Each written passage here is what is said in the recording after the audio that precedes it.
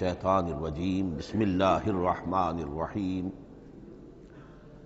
حامیم والکتاب المبین انا جعلناہ قرآنا عربیا لعلکم تعقلون وقال تبارک وتعالی کما ورد فی سورۃ یوسف علیہ الصلاۃ والسلام الف لام را تلک آیات الکتاب المبین انا انزلناہ قرآنا عربیا لعلکم تعقلون وقال عز وجل كما ورد في سورة الزمر قرآنا عربيا غير ذي عوج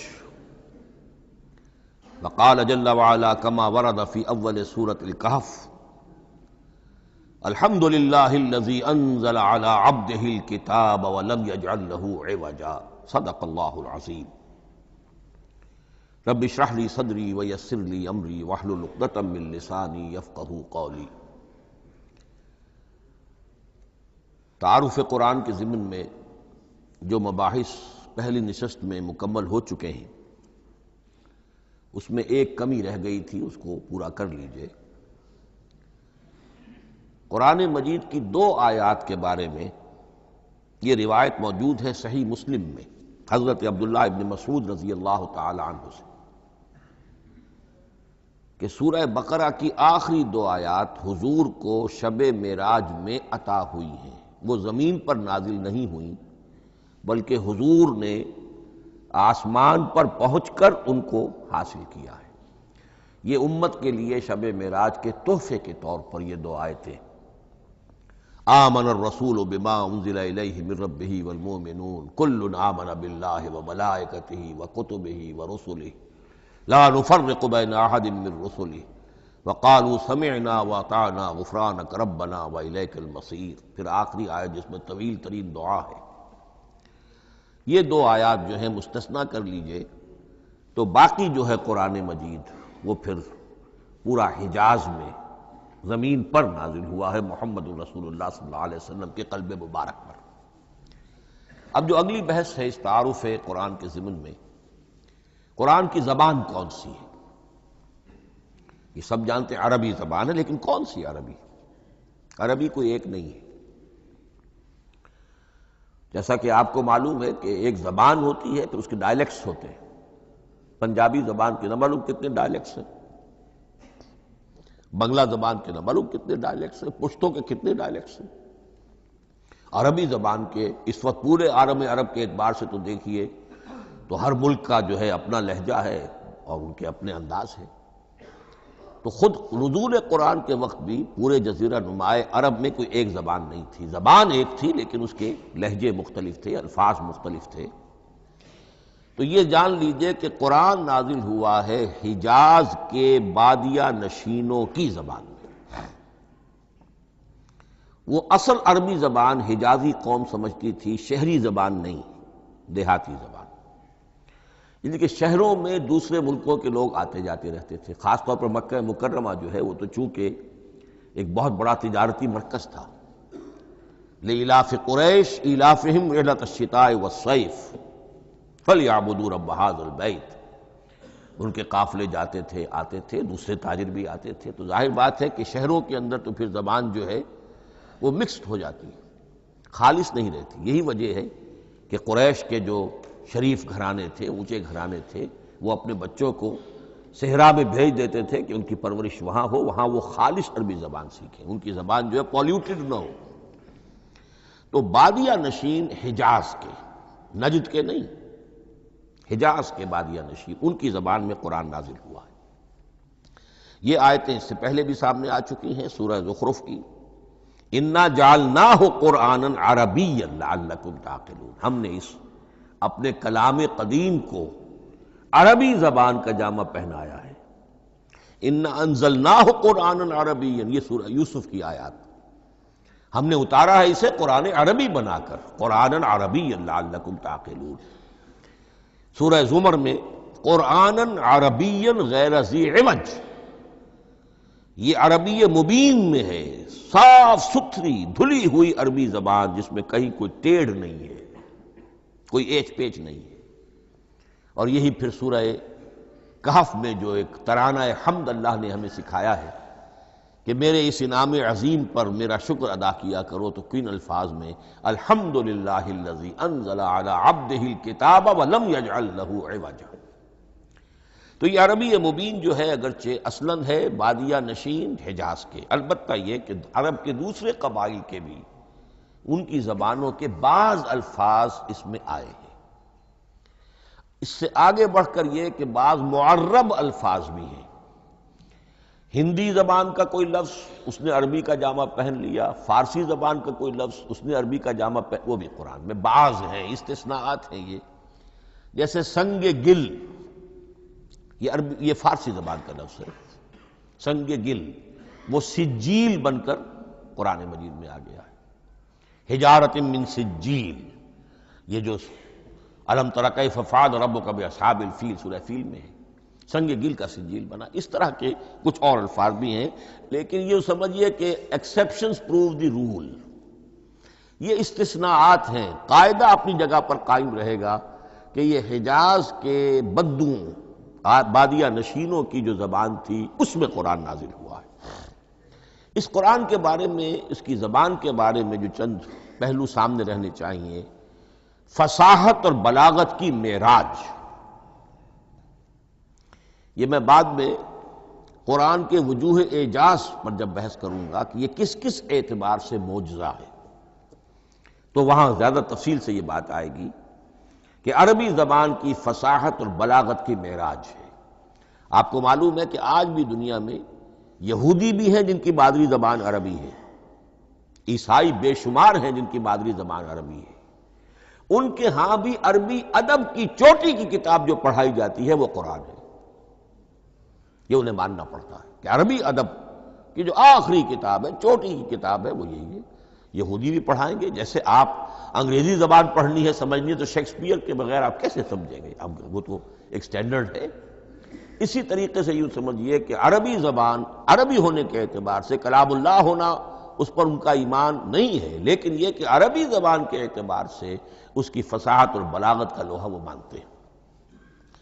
پھر اس میں ایک خاص ملکوتی غنا ہے، ڈیوائن میوزک، صوتی آہنگ ہے، عذوبت ہے، مٹھاس ہے۔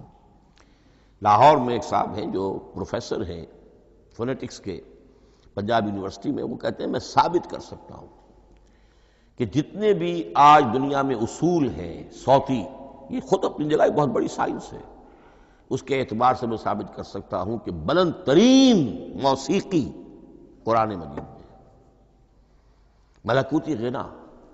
اسی لیے قرآن مجید کو اچھی سے اچھی آواز میں پڑھنے کی تاکید آئی ہے۔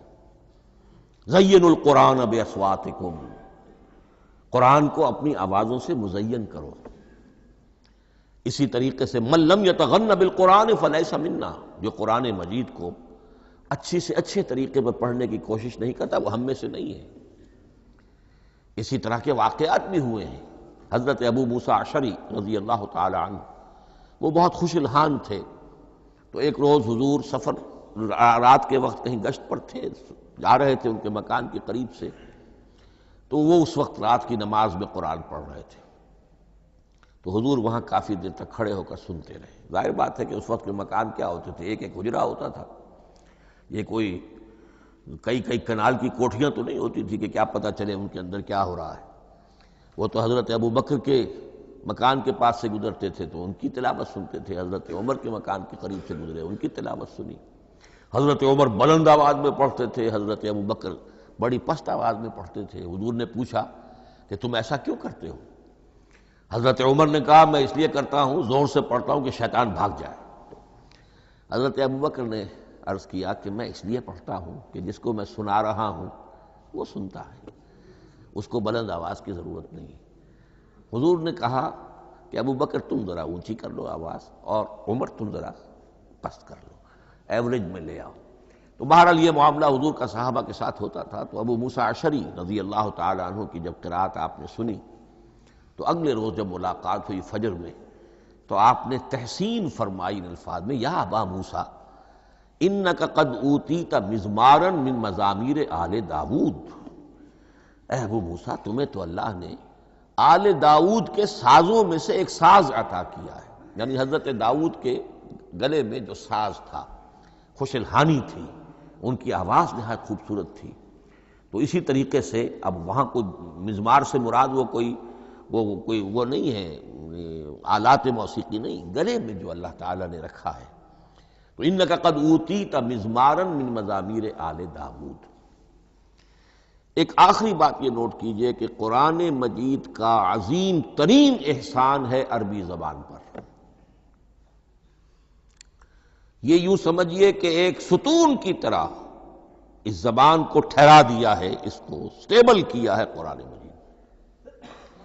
آج بھی پوری دنیا میں جسے عرب کہتے ہیں فصیح زبان، لغہ فصحی، وہ ایک ہے، وہ قرآن ہی کی ہے۔ زبانیں بدلتی رہتی ہیں۔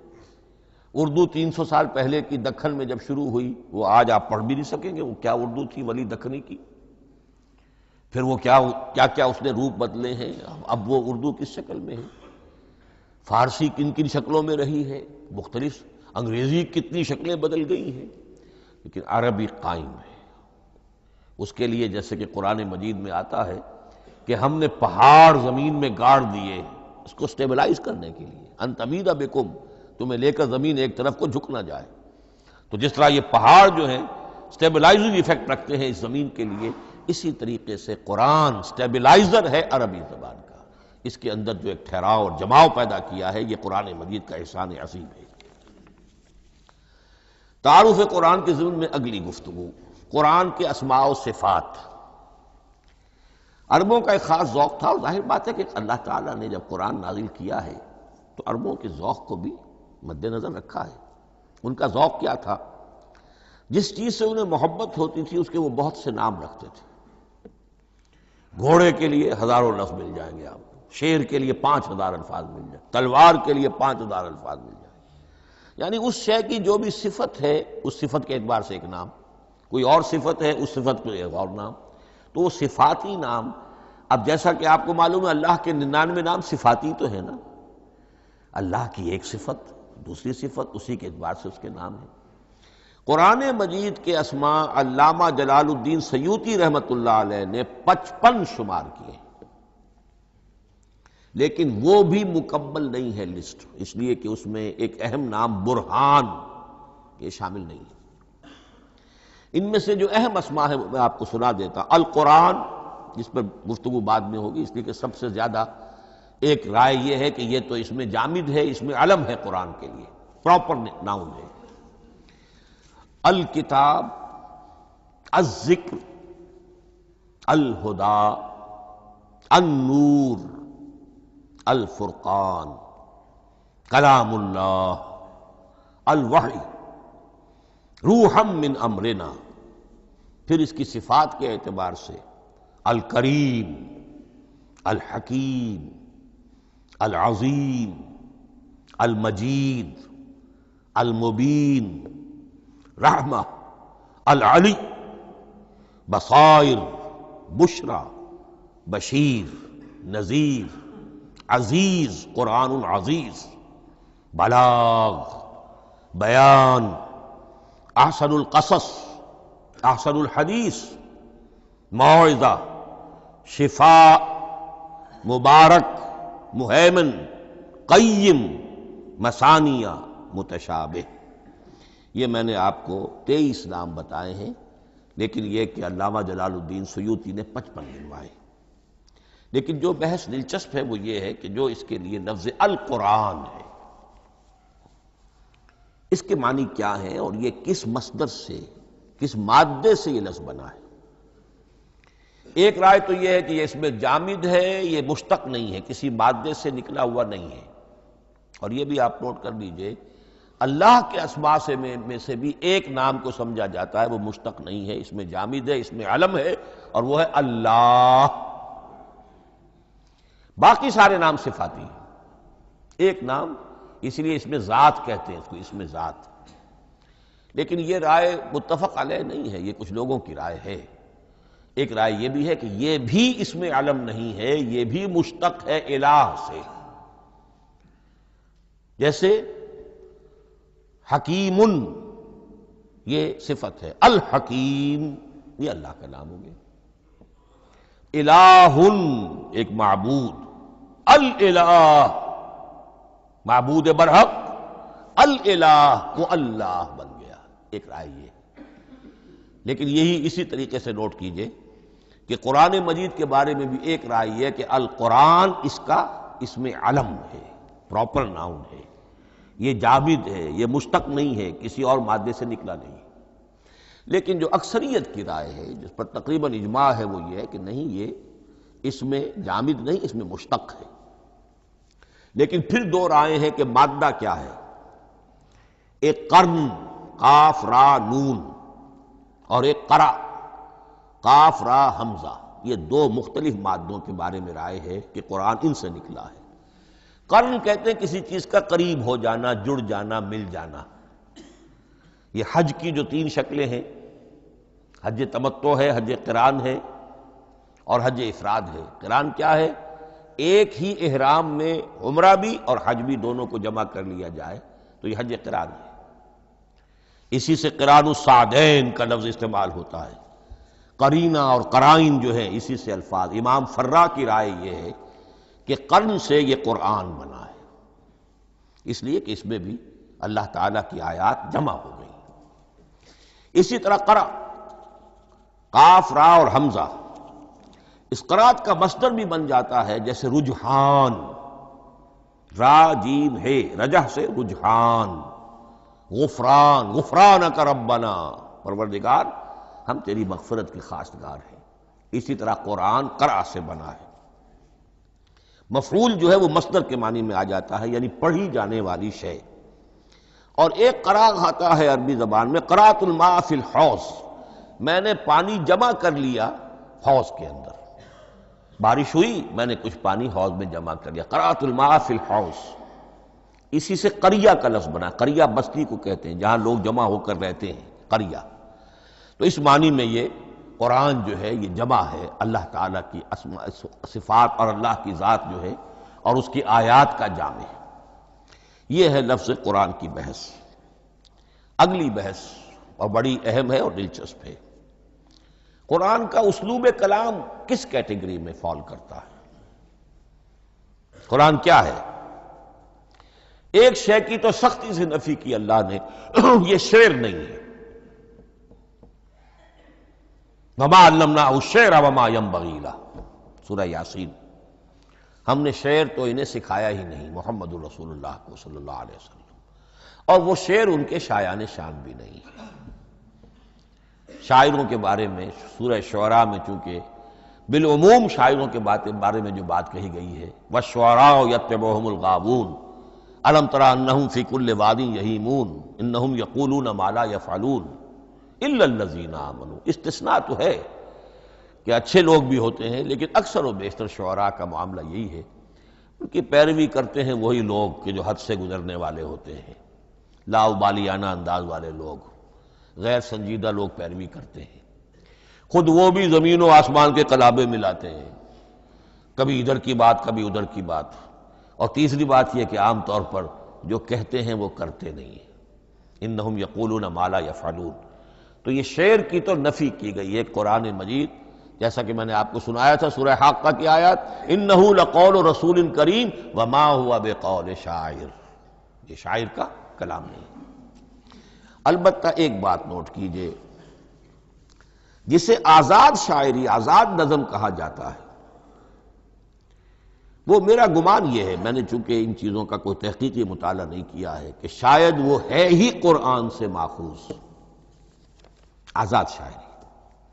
اس میں وزن نہیں ہوتا، ردم ہوتا ہے۔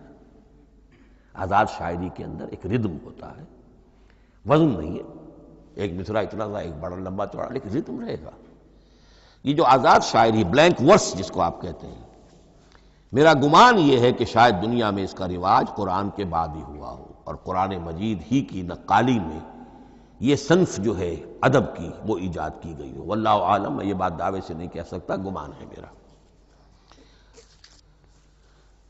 البتہ یہ کہ اب اس سے آگے چلیے، شعر نہیں ہے، نثر ہے، لیکن نثر کے اعتبار سے بھی کون سی کیٹیگری میں آئے گی؟ کیا یہ کتاب عام معنی میں جسے ہم کتاب کہتے ہیں وہ کتاب ہے؟ ایک تو وہ بات تھی نا جو اقبال کے حوالے سے میں نے آپ سے کہی، کتابیں نیست چیزیں دیگر است، اس وقت وہ بات نہیں میں کہہ رہا۔ عام کتابوں سے اس کا فرق کیا ہے؟ ایک کتاب ہوتی ہے، اس میں ہر چیپٹر میں ایک بحث مکمل ہو جاتی ہے، اگلے چیپٹر میں پھر لوٹا کر آپ پہلے چیپٹر کی کوئی بات نہیں کریں گے، پھر وہ بات آگے چلے گی، ابواب ہوں گے، ابواب میں مضمون کے مطابق مضمون آگے بڑھتا چلا جائے گا۔ کتاب کا یہ لازمی وصف ہے۔ قرآن مجید اس معنی میں کتاب نہیں ہے۔ اس میں قصہ آدم و ابلیس 7 جگہ آ رہا ہے، بار بار آ رہا ہے، سورہ بقرہ میں، سورہ اعراف میں، سورہ ہجر میں، سورہ بنی اسرائیل میں، سورہ کہف میں، پھر سورہ طٰہٰ میں، چلتے جائیے، سورہ صاد میں حضرت موسیٰ علیہ السلام کا قصہ کتنی مرتبہ آ رہا ہے۔ تو قرآن مجید اس کتاب کی کیٹیگری، اس کی ڈیفینیشن پر پورا نہیں اترتا۔ دنیا میں جو کتاب کا معیار ہے، عام اس کا جو اسلوب ہے، اس کی جو ڈیفینیشن ہے، ایک شکل ہوتی ہے مجموعہ مقالات، وہ بھی نہیں ہے۔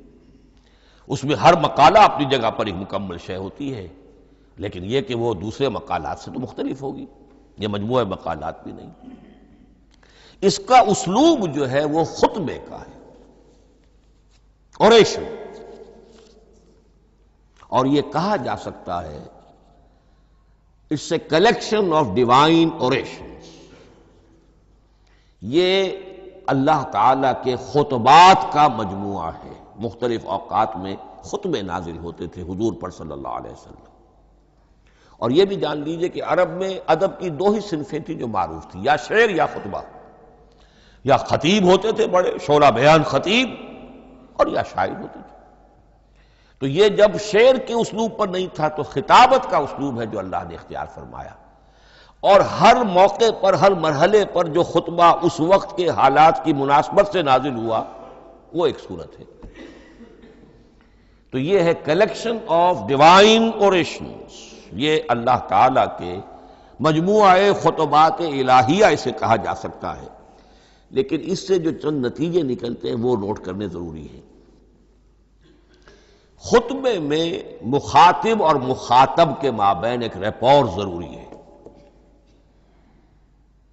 اگر کوئی مصنف بیٹا کتاب لکھ رہا ہے، اس کے سامنے کوئی سامع نہیں ہوتے، وہ تو اپنی مگن میں جو بھی خیال ہے اپنے دل میں وہ لکھ رہا ہے۔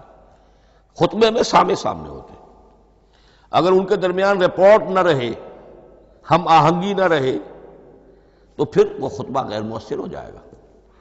لوگ جو ہیں ان کو اونگ آنے لگے گی، وہ متوجہ ہی نہیں رہیں گے۔ تو ایک رپورٹ مخاطب اور مخاطب ان کے درمیان۔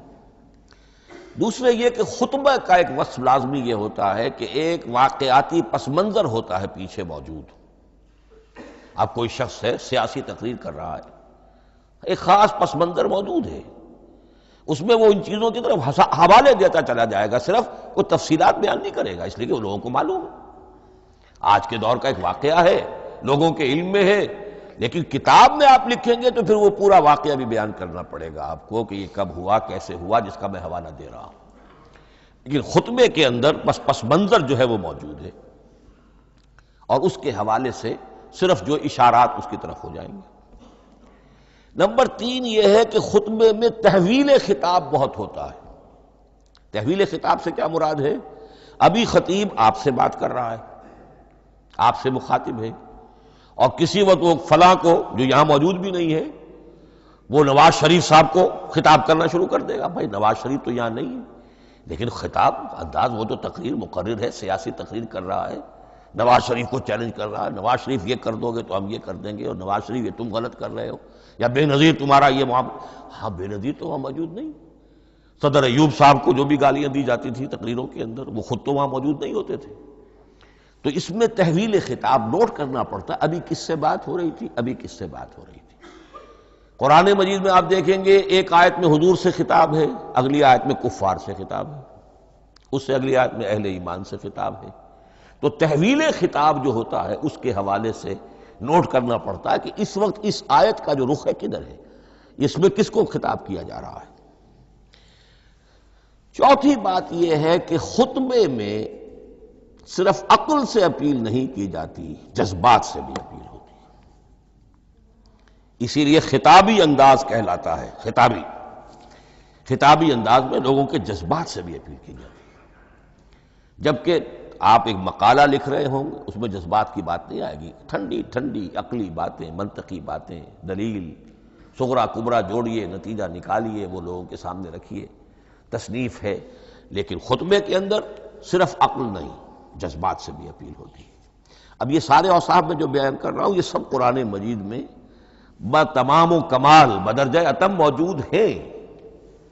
اور آخری بات یہ کہ خطبے میں، اور یہ کہ یہ چیز مشترک ہے غزل میں بھی اور قصیدے میں بھی اور خطبے میں بھی، اس کا اول و آخر بہت جامع اور مؤثر ہونا چاہیے۔ اسی لیے مطلع مقطع یہ خاص طور پر ہوتے ہیں نا، مقطع میں آپ پڑھی ہے سکون گسترانہ بات، جس غزل کا مطلع جاندار ہے اس کو آدمی پڑھے گا، اور اگر وہ مطلع پھسپھسا ہے وہ باقی نظم پڑھے گا ہی نہیں، چاہے آگے اس کے اندر بڑا عمدہ شعر بھی ہو وہ نہیں پڑھے گا، مطلع ہی جو ہے بے جان ہے، پھسپھسا ہے۔ پھر مقطع آخری جو شعر ہو، تو قصیدے میں بھی یہ ہے اور خطبے میں بھی یہ ہے۔ یہی وجہ ہے کہ قرآن مجید کی صورتوں میں اکثر و بیشتر شروع کی آیات اور آخری آیات انتہائی اہم ہوتی ہیں، بہت جامع ہوتی ہیں، جن کو کہا جاتا ہے کہ یہ سور جو ہیں ان کی ابتدائی آیات، خواتین اور پہلی آیات۔ اب سورہ بقرہ کی آیات شروع کی، پھر آخری جو ابھی میں نے آپ کو سنائی، یہی آل عمران کا معاملہ ہے، کس شان کے ساتھ وہ اٹھ رہی ہے۔ یہی سورہ حج کا ہر جگہ پر آپ دیکھیں گے، ابتدائی جو ہے خطیب اگر ایسی بات، ایسا انداز اختیار کرے کہ اپنے سامعین کی توجہ کو اپنی طرف مبذول کرا دے، اگر شروع کا انداز ایسا نہیں ہے تو وہ بات آگے بڑھے گی نہیں۔ آخری بات یہ کہ خطبے میں ہمیشہ یہ ہوگا کہ ایک مین سپیکر جو ہے اس کی ایک بات سامنے ہے کہ میں نے یہ بات اپنے سامعین کے ذہن میں بٹھانی ہے، لیکن دائیں بائیں کی باتیں کرے گا، کوئی قصہ بھی سنائے گا، کوئی شعر پڑھے گا، کوئی اور کوئی لطیفہ بھی سنائے گا۔ ہمارے ہاں کے جو بہترین خطیب جو ہوتے تھے وہ احراری حضرات جو ہے بہترین خطیب ہوتے تھے، اور آپ نے سنا مولانا عطا اللہ شاہ بخاری رحمۃ اللہ علیہ، ان کی تقریریں 6 گھنٹے تک لوگ سنتے تھے، وہ کبھی رلا بھی رہے ہیں، کبھی ہنسا بھی رہے ہیں، عام آدمی تنقید بھی کرے گا کہ یہ کیا ادھر ادھر کی باتیں کر رہے ہیں، لیکن وہ پھر جب آخری تقریر ہوتی تھی تو جب تقریر ختم ہوتی تھی، جو بات وہ ذہن میں بٹھانا چاہتے تھے، دل میں اتارنا چاہتے تھے، وہ بیٹھ چکی ہوتی تھی۔ باقی یہ کہ ادھر ادھر کی چیزیں جو ہیں وہ آکسیلری چیزیں ہیں وہ رہتی ہیں۔ یہ ہیں 6 اوصاف خطبات کے، اور قرآن مجید کے اندر بھی یہ اوصاف کم و بیش موجود ہیں۔ قرآن کا اسلوب خطبے کا ہے۔ اب اگلی بحث پر آئیے، قرآن مجید کی ترکیب اور تقسیم، سنتھیسس اور ڈویژنز۔ اب اس میں سمجھیے کہ کلام جو ہے اللہ کا کلام ہے، کلام مرکب ہوتا ہے کلمات سے، کلمات حروف سے بنتے ہیں، عربی زبان کے حروف 28 یا 29 ہیں، الف اور حمزہ کو ایک ہی مانیں گے تو 28 رہ جائیں گے، الف علیحدہ حمزہ علیحدہ تو 29 ہو جائیں گے۔ یہ حروف جڑتے ہیں، لفظ بنتے ہیں، لفظ محمل بھی ہوتا ہے لیکن کلمہ وہ کہلاتا ہے جو بامانی لفظ ہو۔ پھر ان کلمات کو آپ جوڑتے ہیں، یہ مرکب توصیفی بن گیا، مرکب اضافی بن گیا، مرکب عددی بن گیا، مرکب جاری بن گیا، پھر ان مرکبات کو جوڑ کر فقرہ بنتا ہے، جملہ بنتا ہے، کلام مفید جس کو کہا جاتا ہے۔ قرآن مجید کے اعتبار سے علامہ سیوطی نے مخصوص جو قرآن کی اصطلاحات ہیں ان کے حوالے سے ایک بات کہی ہے، لیکن واقعہ یہ ہے کہ قرآن کی اصطلاحات خود اپنی ہیں، دنیا کی دوسری کسی بھی اصطلاحات پر ان کو قیاس نہیں کیا جا سکتا، لیکن جاہز چونکہ قدیم تھے انہوں نے قرآن مجید کو کہا یہ دیوان کی شکل رکھتا ہے، جیسے کہ حافظ کا دیوان کسی اور کا دیوان۔ سورتیں جو ہیں وہ قصیدوں کی شکل میں ہیں، بیت شعر آیت ہے، قوافی جو ہوتے ہیں شعروں میں قافیہ وہ یہاں فواصل ہیں، آیت کے آخری حروف ایک دوسرے سے مشابہ ہوتے ہیں کہ جن سے پھر وہ صوتی آہنگ پیدا ہوتا ہے۔ الرحمن علم القرآن خلق الانسان علمہ البیان۔ اب یہ ایک فواصل جو ہے وہ جڑتے چلے جاتے ہیں، ان میں آہنگ پیدا ہوتا ہے۔ لیکن حقیقت کے اعتبار سے پہلی بات یہ نوٹ کیجئے، قرآن مجید کی اکائی ہے آیت، اسے نہ آپ جملہ کہہ سکتے ہیں نہ فقرہ کہہ سکتے ہیں۔ انگریزی میں ہمارا چونکہ بائبل کے لیے بھی جب ورس کا لفظ آ جاتا ہے تو انگریزی تراجم میں، انگریزی تحریروں میں، مقالوں میں ورس قرآن مجید کی آیت کے لیے لفظ آ جاتا ہے، ورس نمبر فلاں، بالکل غلط ہے۔ قرآن کی آیت یہ اس کا اپنی اصطلاح ہے، اپنا مفہوم ہے۔ لغوی مفہوم کیا ہے؟ نشانی۔ آیت نشانی، قرآن کی ہر آیت اللہ کے علم اور حکمت کی نشانی ہے۔ اب قرآن کی آیتیں نوٹ کیجئے، صرف حروف پر بھی مشتمل ہے، الف لام میم حروف مقطعات اور آیت بن گئی۔ وہ مرکبات ناقصہ پر بھی مشتمل ہے، والعصر مرکب جاری ہے، حرف جار، آیت ہو گئی۔ پورے جملے پر بھی مشتمل ہے، ان الانسان لفی خسر، ایک جملہ ہے، اور 10 جملوں پر بھی مشتمل ہے۔ اللہ لا الہ الا ھو الحی القیوم لا تاخذہ سنۃ ولا نوم لہ ما فی السماوات و ما فی الارض الی آخر الآیہ۔ آیت الکرسی کا انالیسس کیجئے، 10 جملے موجود ہیں اس میں۔ تو نوٹ کر لیجئے، یہ چیز توقیفی کہلاتی ہے، یہ کسی گرامر کے اصول پر نہیں ہے، کسی منطق کے اصول پر نہیں ہے۔ آیات قرآنیہ کی تعیین توقیفی ہے، یعنی حضور کے بتانے پر موقوف ہے۔ حضور نے بتایا والعصر، یہ آیت ہو گئی، آیت ہو گئی، ہم آیت مانیں گے۔ الف لام میم، آیت ہو گئی۔ قاف حرف ایک ہے، یہ آیت نہیں ہے۔ نون ایک حرف ہے، آیت نہیں ہے۔ قاف والقرآن المجید ایک آیت بنی، نون والقلم وما یسطرون ایک آیت بنی۔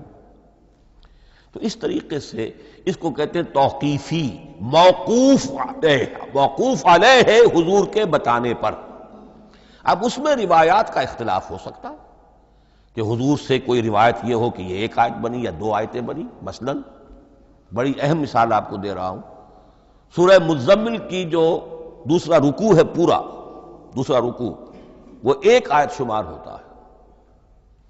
اور میرا بڑا گمان رہا بہت عرصے تک کہ یہ ایک آیت نہیں ہو سکتی، یہ مختلف اوقات میں نازل ہوئی ہیں، 2 اوقات میں نازل ہوئی ہے۔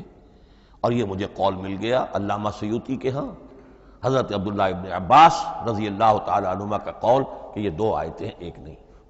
لیکن یہ کہ یہ ہوگا موقوف روایت پر، میں کوئی نہیں ہوں جو اسے قرار دے سکوں۔ ہاں مجھے اگر کوئی روایت مل جاتی ہے، کوئی خبر یا اثر، خبر محمد الرسول اللہ کی یا اثر آپ کے کسی صحابی کا صلی اللہ علیہ وسلم رضی اللہ تعالی عنہ، تو پھر یہ ہے کہ ہم مانیں گے۔ تو اس کو کہتے ہیں توقیفی۔ آیات اور سور کا معاملہ توقیفی ہے بالکلیہ، کسی منطق، کسی گرامر، کسی اصول بیان، کسی پر مبنی نہیں ہے، یہ مبنی ہے حضور کے بتانے پر۔ اس طرح سورت کسے کہتے ہیں؟ عربی زبان میں سور کے معنی ہے فصیل۔ فَضُرِبَ بَيْنَهُمْ بِسُورٍ لَهُ بَابٌ، سورہ حدید کے اندر الفاظ آئے۔ اب اس کا کیا تصور دیا گیا کہ ہر آیت جو ہے وہ اللہ کے علم اور حکمت کی نشانی ہے۔ 10 آیتیں، 20 آیتیں، 100 آیتیں، 285 آیتیں، 286 آیتیں جوڑ کر ایک فصیل باندھ دی گئی۔ یہ شہر حکمت خداوندی ہے۔ ایک نظم ہوتا ہے، جیسے آپ شہر کا ٹاؤن پلاننگ آج کا تو بہت بڑا فن ہے، بڑی اسپیشلائزیشن ہے، شہر کو پلان کرنا، اس کے اندر کیا کچھ ہونا چاہیے، کس طرح سے ہونا چاہیے۔ تو یہ سورت جو ہے یہ ایک یونٹ ہے قرآن مجید کی، اور اس کا جو لفظی معنی ہے فصیل، گویا کہ اس نے گھیرے میں لیا ہوا ہے ایک شہر معنی کو، علم و حکمت کے ایک شہر کے گرد یہ فصیل جو ہے پوری ہوئی ہے۔ اب اس میں نوٹ کر لیجئے جہاں تک، اچھا جیسے آیتیں چھوٹی بھی ہیں بڑی بھی ہیں، والعصر بھی آیت ہے اور الف لام میم بھی آیت ہے، اور جیسا کہ میں نے عرض کیا آیت الکرسی بھی آیت ہے۔ اس طرح سورتیں چھوٹی بھی ہیں بڑی بھی ہیں۔ سورۃ العصر 3 آیتیں، سورۃ الکوثر 3 آیتیں، سورۃ النصر 3 آیتیں، 3 ہی سورتیں 3 آیتوں پر مشتمل ہیں، 3 سے کم پر کوئی نہیں، 2 آیات کی کوئی صورت نہیں ہے۔ لیکن آگے آپ چلتے جائیے، اس کی بڑی سے بڑی تعداد سورہ بقرہ جو ہے سب سے بڑی ہے۔ تو آیت اور سورت کے علاوہ دور صحابہ میں صرف ایک لفظ اور تھا قرآن کی تقسیم کے ضمن میں، اور وہ تھا منزل یا حزب۔ منزل یا حزب 7 منزلوں میں یا 7 احزاب میں قرآن کو تقسیم کیا گیا، تاکہ جو شخص قرآن مجید ایک ہفتے میں ختم کرنا چاہے، ہر شب میں اکثر و بیشتر وہ لوگ رات کو ہی رات کی نماز میں قرآن پڑھتے تھے، ایک منزل پڑھ لے تو ہفتے میں پورا قرآن ختم ہو جائے گا۔ یہ حزب بھی ہے اور منزل بھی ہے، اور یہ چونکہ دور صحابہ میں تھا، یقیناً حضور نے بتایا ہوگا، اس میں آپ کو عجیب حسن نظر آئے گا۔ اس میں یہ نہیں کیا گیا کہ بالکل برابر برابر ساتھ کر دو بھائی، چاہے صورتیں ٹوٹ جائیں، صورتوں کی فصیل کوئی نہیں ٹوٹتی، اس میں صورتیں مکمل جو کہ تو آئیں گی۔ اور پھر یہ کہ عجیب بات ہے کہ سورہ فاتحہ کو اگر ایک طرف رکھ دیں، وہ قرآن کے دیباچے کی حیثیت رکھتی ہے، تو پہلی منزل میں 3 سورتیں، دوسری میں 5 سورتیں، تیسری میں 7، چوتھی میں 9، پانچویں میں 11، چھٹی میں 13، اور 17 اور 7ویں میں 65۔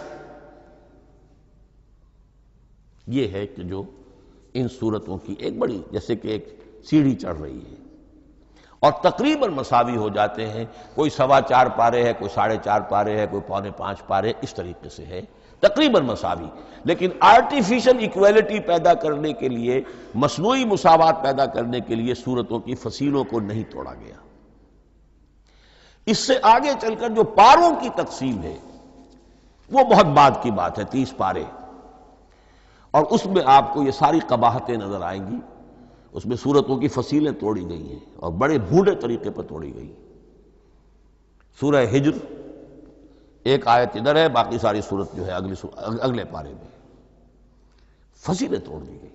معلوم ہوتا ہے کسی شخص کے پاس جو قرآن تھا مصحف، اس نے صفحے گنے، 7 سے 30 سے تقسیم کیا اور برابر صفحوں کے اندر وہ پارے بنا دیے۔ لیکن بہرحال دور صحابہ میں پاروں کا کوئی ذکر نہیں تھا، یہ بات کی بات ہے۔ دور صحابہ میں آیت، سورت اور حزب۔ اسی طریقے سے طویل سورتوں کو جو رکوعوں میں تقسیم کیا گیا، یہ بھی بات کی بات ہے۔ لیکن یہ جو تقسیم کیا گیا ہے سورتوں کو رکوعوں کی شکل میں، 35 سورتیں تو قرآن کی ایسی ہیں چھوٹی ہیں جو ایک ایک ہی رکوع پر مشتمل ہے۔ آخری پارے کی 37 صورتیں ہیں، پہلی 2 کی جو 2 رکوع ہے، باقی سب کے سب جو ہے وہ ایک ہی رکوع شمار ہوتا ہے۔ لیکن رکوع کیوں کیے گئے؟ لمبی صورتوں میں سے اگر کچھ حصہ پڑھنا ہے نماز میں، سورہ بقرہ پوری تو نہیں پڑھ سکتے آپ ایک رکعت کے اندر، تو اس کا وہ حصہ پڑھا جائے جس میں ایک مضمون پورا ہو جائے، مضمون نہ ٹوٹے، تاکہ وہاں پر رکوع کرے آدمی کہ جہاں پر کہ وہ مضمون ایک اعتبار سے مکمل ہو گیا۔ تو رکوع سے رکعت ہے، رکوع ہے، اس رکعت کے اندر ایک حصہ اتنا پڑھا جائے تاکہ مضمون جو ہے وہ خوبصورت رہے اور اس کا سلسلہ برقرار رہے۔ یہ تقسیم بھی اگرچہ بہت ہی ایک بدنام شخص ہے ہماری تاریخ کا، حجاج ابن یوسف، یہ اس کی ہوئی تقسیم ہے یا اس نے کرائی ہے، بہرحال اس کی طرف منسوب ہے، اور یہ بات ماننی پڑتی ہے کہ بڑے گہرے غور و فکر سے تقسیم کی گئی ہے، الل ٹپ نہیں ہے، بلکہ اس کے لیے واقعتاً غور کر کے جہاں وہ مضمون ختم ہوتا ہے، کہیں کہیں آپ اختلاف کر سکتے ہیں اور آپ کو حق حاصل ہے، اس لیے کہ یہ چیزیں توقیفی نہیں ہیں، یہ حضور کی بتائی ہوئی نہیں ہے، نہ رکوعوں کی تقسیم۔ اب سعودی عرب میں جو قرآن مجید چھپ رہے ہیں ان میں حزب ہو گئے ہیں، یعنی ہر پارے کو پارے برقرار رکھ کر 8 حزب بنا دیے انہوں نے، 4 حزب بنا دیے اور پھر نصف حزب کر کے 8 حصے کر دیے۔ تو یہ چیزیں جو ہمارے ہاں رکوع تو پاروں سے ادھر ادھر ہو جاتے ہیں، پارا بدل گیا رکوع وہی چل رہا ہے، اس لیے کہ رکوع میں مضمون کو پیش نظر رکھا گیا ہے، جبکہ پارے میں مضمون کو نہیں سامنے رکھا گیا۔ تو رکوع کا معاملہ جو ہے چاہے وہ حجاج ابن یوسف ہی نے کیا ہے، لیکن یہ کہ بہرحال وہ بہت صحیح ہے، اکثر و بیشتر کہیں کہیں آپ اس سے اختلاف کر سکتے ہیں۔ تو یہ تو اس کا ہم نے آپ کے سامنے رکھا سنتھیسس۔ اب اگلا موضوع ہے ترتیب و تدوین کیسے ہوئی۔ ان علینا جمعہ و قرآنہ، ہمارے ذمے ہے اس کو جمع بھی کرنا اور پڑھوانا بھی، اور پڑھوانے میں ترتیب آ جائے گی لازماً۔ لیکن یہ کہ ایک بات تو اس میں بالکل متفق علیہ ہے جس میں کسی شک و شبے کی گنجائش نہیں، قرآن کی ترتیب نزولی اور تھی، ترتیب مصحف اور ہے۔ ترتیب مصحف میں سورہ فاتحہ کے بعد سورہ بقرہ ہے، سورہ بقرہ نازل ہوئی ہے مدنی دور میں جا کر، پھر سورہ آل عمران ہے وہ بھی مدنی ہے، سورہ نساء ہے وہ مدنی ہے، سورہ مائدہ ہے وہ مدنی، پھر آئی ہے سورہ انفال اور سورہ توبہ۔ یہ سورہ انفال تو مدنی نہیں، سورہ انعام اور سورہ اعراف یہ ہے کہ جو مکیات ہیں، یہ کہ بھی مکی دور کی بھی آخری زمانے کی ہے۔ ابتدائی جو مکی صورتیں وہ سب سے آخری حصے میں ہیں، 29واں پارہ اور 30واں پارہ۔ تو ترتیب نزولی اور تھی، ترتیب مصحف اور ہے، اس میں تو کسی شک و شبے کی گنجائش نہیں۔ لیکن ہمارے ہاں اہل تشیع نے اس چیز کو بہت اچھالا ہے۔ ان میں سے بعض گروہ ایسے ہیں جن کا کہنا یہ ہے کہ اصل قرآن جو ہے وہ ترتیب نزولی کے مطابق تھا، یہ ترتیب تو عثمان نے کر دی رضی اللہ تعالی عنہ۔ حضرت علی کے پاس اصل قرآن جو ترتیب نزولی کے مطابق تھا موجود تھا، اور اب بھی ان کے خیال میں جو ان کے امام غائب جو ہیں چھپے ہوئے ہیں غار میں، تو ان کے پاس وہ نسخہ اصل حضرت علی والا موجود ہے، اور جب وہ ظاہر ہوں گے تو اصل قرآن لے کر آئیں گے۔ یہ سارے شیعوں کا قول نہیں ہے، لیکن یہ کہ ان میں بہت سے لوگ ہیں کہ جو ان باتوں کو مانتے ہیں۔ جہاں تک اس بات کا تعلق ہے کہ حضرت علی نے ترتیب نزولی پر کوئی مصحف جمع کیا ہو، اس میں کوئی اشکال نہیں ہے، اس لیے کہ علمی طور پر یہ ایک بڑی عمدہ ایکسرسائز بنتی ہے۔ ایک زمانے میں میں بہت کوشش کرتا رہا ترتیب نزولی سے، اس لیے کہ ترتیب نزولی سے سیرت نبوی اخذ ہوتی ہے، پہلے کیا نازل ہوا، پھر کیا نازل ہوا، پھر کیا نازل ہوا۔ در حقیقت اگر آپ ترتیب نزولی سے قرآن مرتب کر دیں تو وہ سیرت النبی بن جائے گی۔ تو اس کو سمجھنے کے لیے ایک زمانے میں نے بڑی محنت کی ہے، لیکن ایک تو یہ کہ وہ یقین سے وہ باتیں ملتی نہیں ہیں، بعض روایات ہیں لیکن یہ کہ پھر بھی آپ یقین سے نہیں کہہ سکتے۔ اکثر و بیشتر قرآن مجید میں لکھا بھی ہوتا ہے، ترتیب کے موٹی موٹی چیزیں معلوم ہیں نزولی ترتیب کی، لیکن یہ ہے کہ یقین کسی بات پر نہیں۔ تو پہلی بات یہ ہے کہ ہمارے نزدیک، اہل سنت کے نزدیک، اصل جو حجت ہے دین میں وہ ترتیب مصحف ہے۔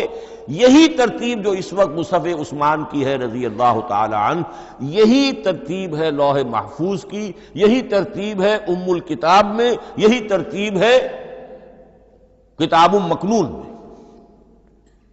اب اس کے سمجھیے کہ اس کی تدوین کن مراحل میں ہوئی۔ سب سے پہلے اس کے جو مراحل ہے 3، خود نبی اکرم صلی اللہ علیہ وسلم کے زمانہ مبارک میں جمع اور ترتیب یہ ہو گئی، لیکن کتابی شکل میں نہیں، ما بین الدفتین نہیں۔ حضور نے لوگوں کو پڑھ کر سنایا، اس ترتیب سے سنایا جس ترتیب سے یہ مصحف میں اب موجود ہے، اور ہر رمضان میں حضرت جبرائیل دورہ کرتے تھے حضور کے ساتھ، جتنا کہ قرآن اس وقت تک نازل ہو چکا ہوتا تھا، اور آخری رمضان مبارک آپ کی حیات طیبہ کا جو تھا اس میں 2 مرتبہ پورے قرآن کا دورہ ہوا۔ تو دورہ قرآن بغیر ترتیب کے تو نہیں ہو سکتا۔ تو یہ ترتیب حضور کی ہوئی ہے، توقیفی ہے، اور حضور ہی نہیں اللہ کی ہوئی ہے۔ یہی ترتیب لوح محفوظ میں، کتاب مکنون میں اور ام الکتاب میں ہے، اور یہ ترتیب حضور دے کر گئے ہیں صحابہ کرام کو۔ حفاظ تھے، کتنے حفاظ جو ہیں جنگ یمامہ میں شہید ہو گئے، تبھی تو خیال آیا کہ اس کو کتابی شکل میں بھی مرتب کیا جائے۔ لیکن کتابی شکل میں جسے کہتے ہیں 2 گتوں کے درمیان ایک کتاب مجلد، اس صورت میں جہاں تک میں تحقیق کر سکا ہوں اور جہاں تک ہمارے اکثر و بیشتر لوگوں کی رائے ہے، حضور کے زمانے میں یہ اس طریقے سے ما بین الدفتین، 2 گتوں کے مابین ایک کتاب کی شکل میں قرآن موجود نہیں تھا۔ لوگوں کے سینوں میں محفوظ تھا، جیسے محمد الرسول اللہ کے سینے میں محفوظ تھا۔ ان علینا جمعہ، وہ جمع حضور کے سینے میں کیا اللہ نے۔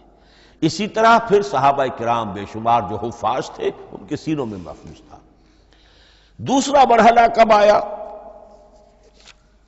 جب حضرت ابوبکر صدیق کے عہد خلافت میں جنگ یمامہ میں بہت سے حفاظ شہید ہو گئے۔ اب ایک تشویش پیدا ہوئی، ایسا نہ ہو کہ قرآن ضائع ہو جائے، لہذا اسے کتابی شکل میں مرتب کر لینا چاہیے۔ اس کے لیے پھر بہت سے صحابہ نے حضرت ابوبکر کو اپروچ کیا کہ جتنے قراء ہیں، جتنے کاتبین وحی ہیں، ان سب کو آپ جمع کیجئے اور جمع کر کے اس قرآن مجید کو ایک کتاب کی شکل میں جمع کر لیں۔ حضرت ابوبکر شروع میں بہت ریلیکٹنٹ رہے، بہت ریلیکٹنٹ رہے۔ ان کا ایک خاص مزاج تھا، اتباع رسول کا جذبہ انتہا درجے کا۔ جو کام حضور نے نہیں کیا میں کیسے کروں؟ اگر تو یہ کام واقعی کرنے کا تھا تو حضور کرتے، میں کیسے کروں؟ لیکن یہ کہ جب صورتحال بہت لوگوں کی طرف سے دباؤ پڑا کہ نہیں یہ کر لینا چاہیے، ان کے سامنے بھی حکمت آ گئی، تو پھر انہوں نے اتفاق کرتے ہوئے جتنے بھی کاتبین وحی تھے ان سب کی ایک کمیٹی بنائی اور ان کو کہا کہ اب اس قرآن کو مرتب کر کے ایک کتابی شکل دے دی جائے۔ وہ کتابی شکل حضرت ابوبکر کے دور میں ہو گئی۔ تیسرا مرحلہ کیا ہے؟ یہ کتابی شکل میں جب قرآن مجید آ گیا اور شروع میں یہ اجازت تھی کہ ہر قبیلے، ہر علاقے کے لوگ اپنے لہجے میں پڑھ لیں۔ اب پنجابی ہمارا مسلمان جو ہے وہ چاقو کو کاچو کہے گا تو وہ لکھے ہوئے کو بھی چاقو کو کاچو پڑھ کے نکلے جائے گا۔ تو مختلف لہجوں میں ہونے سے وہ ان کا جو ہے قرآن مجید بدل رہا تھا، کوئی کسی طرح پڑھ رہا ہے، کوئی کسی طرح پڑھ رہا ہے۔ اب اس کی تشویش ہوئی حضرت عثمان کے زمانے میں، جب دور بہت پھیل گیا، اسلام کا دائرہ، دارالاسلام کی وسعت بہت ہو گئی کہ اس طرح اگر یہ لوگ پڑھیں گے اور اپنے اپنے لہجے کی وجہ سے اب اس لہجے میں شکل بدل بھی جاتی ہے لفظ کی۔ کاچو کو کاف الف چے واو لکھنا شروع کر دیں گے پھر کہ کاچو سنا ہم نے، تو چاقو تو سنا ہی نہیں۔ تو ایک لفظ ہے چاقو لکھ رہا ہے اور ایک کاچو لکھ رہا ہے، تو چاقو اور کاچو میں فرق ہو گیا۔ لہذا اس وقت پھر جو کام کیا گیا وہ یہ کہ ایک ہی رسم تحریر، رسم کتابت، رسم الخط میں قرآن مجید کے نسخے تیار کیے گئے۔ اصل میں ایک بہت بڑا مغالطہ ہو جاتا ہے ہمارے جمعوں کے خطبوں میں، حضرت عثمان رضی اللہ تعالیٰ عنہ کے نام نامی کے ساتھ وہ قوافی جو ہیں ان کی مناسبت سے جامع آیات القرآن عثمان ابن عفان رضی اللہ تعالیٰ عنہ، غالب علی کل غالب علی ابن ابی طالب رضی اللہ تعالیٰ۔ اب یہ جو جوڑتے ہیں قافیے، تو حضرت عثمان کے نام کے ساتھ یہ قافیہ جوڑ دیا، اس سے لوگوں کو مغالطہ بھی ہوا اور دشمنوں نے ایکسپلائٹ کیا کہ اس کا مطلب یہ ہے کہ قرآن تو جمع ہوا ہے حضرت عثمان کے زمانے میں، اور حضرت عثمان کے زمانے میں اور حضور کے زمانے میں کم و بیش 15 سال کا فصل تو ہو چکا، گویا کہ قرآن مرتب ہی ہوا ہے حضور کے انتقال کے 15 برس بعد۔ پھر حضرت عثمان کی شخصیت کو خاص طور پر جو سبائی فتنہ اٹھا تھا اس نے ایک ڈسپیوٹڈ پرسنالٹی بنا کے رکھ دیا ہے، نہیں معاذ اللہ، کوئی شک نہیں، لیکن یہ کہ ایک فتنہ اٹھا، فتنۃ الکبریٰ، اور حضرت عثمان رضی اللہ تعالیٰ عنہ کو انہوں نے بدنام کیا، لہذا اس کے نام سے اور بٹا لگ گیا، یہ مصحف عثمان ہے۔ یہ ہے اصل میں وہ حماقتیں کہ جو ہوئی ہیں ہم سے، یہ قافیے ملانے کی وجہ سے، حالانکہ حضرت عثمان کی شان جو ہے وہ در حقیقت جامع آیات القرآن نہیں ہے، جامع الامت علی رسم واحد، پوری امت کو ایک رسم الخط پر جمع کرنے والی شخصیت حضرت عثمان کی ہے۔ مثلا اب دیکھیے مالک یوم الدین کس طرح لکھیں گے؟ میم لام اور کاف، میم الف اور لام اور کاف لکھیں گے آپ، یہ غلط ہو جائے گا۔ میم پر کھڑا زبر ہوگا اور اس کو مالک پڑھیں گے، میم پر اگر کھڑا زبر نہیں ہے پڑا زبر ہے تو ملک پڑھیں گے، اور قراتوں میں یہ دونوں موجود ہے، ملک یوم الدین بھی ہے اور مالک یوم الدین بھی ہے۔ اگر آپ نے میم الف لکھ دیا ایک قرات نکل گئی، اب وہ اس میں آ ہی نہیں سکتی، وہ تو مالک ہی پڑھا جائے گا۔ یہ زیر زبر بھی جو لگے ہیں قرآن مجید میں، یہ بھی حجاج ابن یوسف کے زمانے میں لگے، اس سے پہلے نہیں تھے۔ اور یہ رموز و اوقاف، یہ آیتوں کے نشان اور یہ وقفہ بیچ میں، یہ بھی حجاج ابن یوسف کے زمانے کی چیزیں ہیں۔ ورنہ عربوں کے لیے تو ان کی اپنی زبان تھی، انہیں ان چیزوں کی ضرورت ہی نہیں تھی۔ آپ کو معلوم ہے پرانے زمانے کے جو منشی ہوتے تھے، انشاء پرداز، وہ جب خط لکھتے تھے تو اس میں نقطے وغیرہ نہیں لگاتے تھے۔ جس کو خط لکھا جا رہا ہے وہ توہین سمجھے گا کہ شاید مجھے جاہل سمجھا کہ نقطے بھی لگا کے بھیجا جا رہا ہے خط پر، گویا کہ میں تو سمجھ ہی نہیں سکتا بغیر نقطوں کے۔ تو یہ جو ہے پرانے جو شکستہ خطوط لکھے جاتے تھے ان کا یہ انداز تھا، لہذا کوئی نقطے وغیرہ نہیں تھے، یہ بھی بعد میں لگے۔ تو ملک یوم الدین، مالک یوم الدین، اس کی رسم آئے گا میم لام کاف، کھڑا زبر ہے مالک یوم الدین اور ویسے پڑا زبر ہے ملک یوم الدین۔ یہ رسم الخط ہے جس پر کہ حضرت عثمان رضی اللہ تعالی عنہ نے پوری امت کو جمع کر دیا، اور اس کے نسخے تیار کرا کے، مختلف روایات میں آتا ہے 5 یا 7 نسخے تھے، ایک مدینہ منورہ میں رکھا اپنے پاس، اور اسی پر ان کے خون کے دھبے بھی ہیں، اور وہ نسخہ قرآن مجید کا اب استنبول کے اندر ہے، ٹاپ کاپی کا جو عجائب خانہ ہے، عجائب گھر ہے، جس میں جہاں نوادرات کے ساتھ ساتھ حضور کے بھی کچھ تبرکات اور جمع ہیں، وہاں وہ نسخہ موجود ہے۔ اس میں انگلی جو کٹی تھی حضرت نائلہ جو ان کی اہلیہ تھیں، جب وار کیا گیا ہے حضرت عثمان پر، قرآن پڑھ رہے تھے، انہوں نے روکا اپنے ہاتھ سے تو ان کی انگلی کٹی اور اس کے خون کے قطرے جو ہیں وہ مصحف پر آئے۔ تو یہ وہ قرآن، پھر انہوں نے ایک مکہ مکرمہ میں، ایک دمشق میں، ایک کوفے میں، ایک یمن، ایک بحرین، ایک بصرہ، مختلف جگہوں پر وہ آفیشل ورشن قرآن کا صرف رسم الخط اسکرپٹ کے اعتبار سے۔ لیکن اب پھر نوٹ کر لیجئے، قرآن مرتب ہو چکا، مدون ہو چکا دور نبوی میں، لیکن کتابی شکل میں نہیں، سینوں میں محفوظ۔ دور خلافت ابی بکر میں وہ کتابی شکل میں لایا گیا، اور اس کے لیے پھر بحث ہوئی کہ اب اس کا نام کیا رکھا جائے۔ اس کے لیے کئی نام تجویز ہوئے، سفر بھی، انجیل بھی، وغیرہ وغیرہ، لیکن پھر اس کو حضرت عبداللہ ابن مسعود رضی اللہ تعالی عنہ نے اہل حبشہ سے استشہاد کرتے ہوئے مصحف نام رکھا، مصحف۔ یہ مصحف بن گیا حضرت ابو بکر کے زمانے میں، لیکن مصحف کی قرأت کے جو فرق ہو رہے تھے تو وہ لکھنے کے اندر بھی فرق آنا شروع ہو گیا۔ اس کو دور کیا حضرت عثمان نے، اس کا آفیشل ورشن تیار کروایا، ایک رسم الخط پر پوری امت کو جمع کر دیا، باقی جو نسخے تھے انہیں آپ نے پھر ضائع کر دیا، تاکہ کوئی اور یہ نہ رہے کہ اب یہ بھی ایک تھا پرانا نسخہ نکل آیا، اس میں تو یہ لفظ اس طرح لکھا ہوا ہے۔ تو جامع الامت علی رسم واحد، ایک ہی رسم الخط پر پوری امت کو جمع کرنے والی شخصیت وہ حضرت عثمان کی ہے رضی اللہ تعالی عنہ۔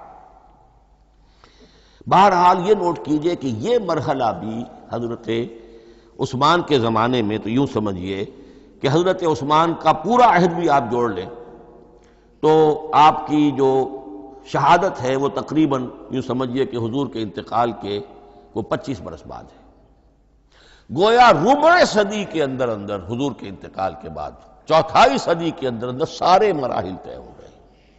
یہی وجہ ہے میں نے شروع میں آپ کو بتایا تھا کہ پوری دنیا یہ مانتی ہے کہ آج جو قرآن مسلمانوں کے پاس ہے یہ ہے وہی جو محمد عربی صلی اللہ علیہ وسلم نے اپنی امت کو دیا تھا۔ یہ دوسری بات ہے کہ ہم سمجھتے ہیں کہ محمد عربی صلی اللہ علیہ وسلم کو یہ اللہ کے کلام کی صورت میں حضرت جبرائیل نے پہنچایا تھا، وہ اس کو نہیں مانتے، لیکن یہ حصہ اس کا ماننے پر مجبور ہے کہ وہ اصل قرآن اپنی اسی انٹیگریٹی کے ساتھ، اپنے پوری پیور، اس کا جو بھی ہے ٹیکسٹ پیور ہے، اور اس کی انٹیگریٹی میں کوئی شک و شبہ کی گنجائش نہیں ہے کہ یہ وہی شے ہے جو محمد نے اپنی امت کو عطا فرمائی تھی صلی اللہ علیہ وسلم۔ ایک آخری بات، چل میرے پاس 3 منٹ ہیں، یہ جو میں نے آپ کو ترتیب بتائی تھی قرآن کی، آیتیں، سورتیں، پھر حزب، اب اس میں ایک شے نوٹ کر لیجئے۔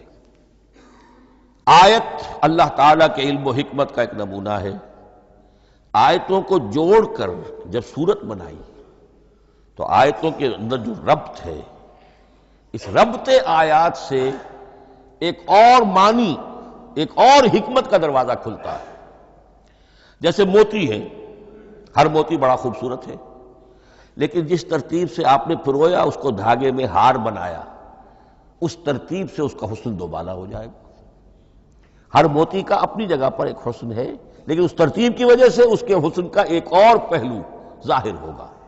اسی طرح قرآن مجید کی صورتوں میں ربط آیات بہت اہم ہے۔